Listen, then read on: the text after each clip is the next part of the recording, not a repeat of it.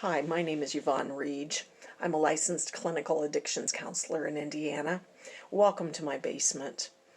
Today I'd like to talk to you briefly about grief and closure.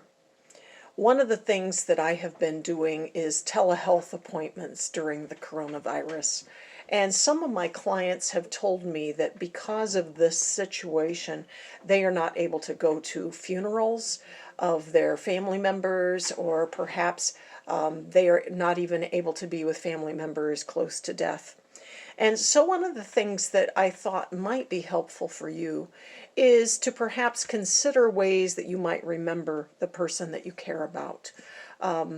One of the things that I have been assembling over the past year or so are things related to my mother's death. She died in February last year. And so today what I've done is I've laid out a few things that are important to me related to her. And I have here a very simple box, and my plan is to put together before the end of the day today a box that represents some of the things that I remember that are special for her. And so I'm going to share with you just a few of those things that I've laid out.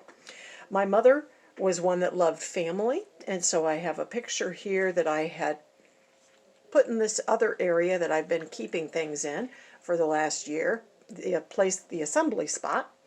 And I have this picture, which is of my mother, my grandmother, who died several years ago, me, and our firstborn son. And so it was a 4-generation picture. I remember that was a really joyful day. And so for me, I trimmed this down so that it can fit at the top of my box. I also have trimmed down from my mother's funeral folder the picture of her and her name. And I had somehow managed to keep a really old Cheez Whiz lid.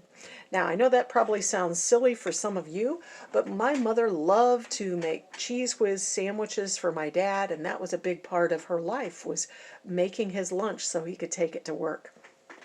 I also remember my mother mending, and so I've kept some thread. One of the things that she liked was to keep things that were special for the grandkids. So right here I have a little miniature, and actually I think this was hers. It's a miniature jar with candy canes in it. And since cooking was a big part of her life, I have a little miniature pan and lid. I remember years and years ago that we had all kinds of things on clotheslines. And so actually, I was often a part of carrying things outside and putting them on the clothesline.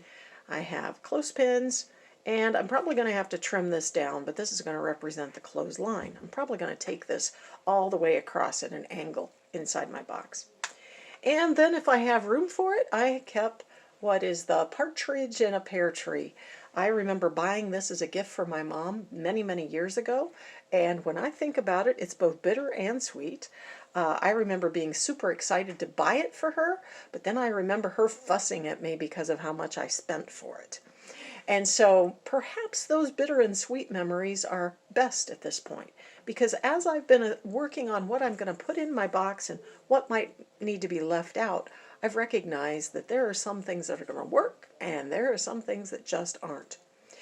The reason that I bring up the idea of a memory box is that for me, I've done this for my father, I plan to do it for my brother, is that this allows me to have that sense of closure.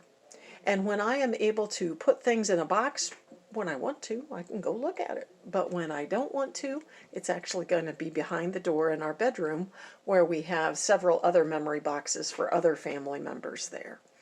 So be creative. Take a little time. If you're not able to be a part of somebody else's life right now as they are dying, just recognize that you have the gift of holding on to those memories. And if someone has died, perhaps you want to pull together a few of the things that you may want to work with. Maybe they're not going to be put in the box yet, but you can start getting ready. Peace to you.